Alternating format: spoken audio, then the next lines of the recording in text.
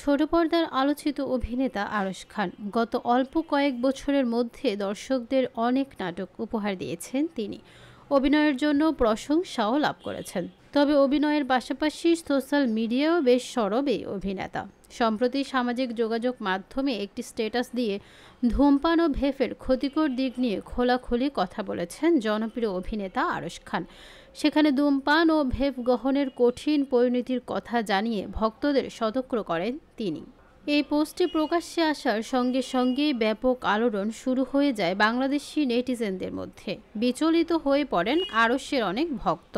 এবার বিষয়টি নিয়ে আরও একটি পোস্ট করেছেন আরশ। সেখানে ডাক্তারদেরকে জানিয়েছেন নিজের ফুসফুস আর স্বাস্থ্যের সবশেষ অবস্থা। সোমবার ৮ সেপ্টেম্বর নিজের ভেরিফাইড ফেসবুক পেজ থেকে দেওয়া পোস্টে আরশ খান বলেন, আমি সুস্থ আলহামদুলিল্লাহ। অনুজদের সতর্ক করতে দেওয়া পোস্টের কারণে যারা আমাকে আইসিইউ পর্যন্ত নিয়ে যাচ্ছেন তাদের প্রতি আহ্বান এমনটা না করার জন্য।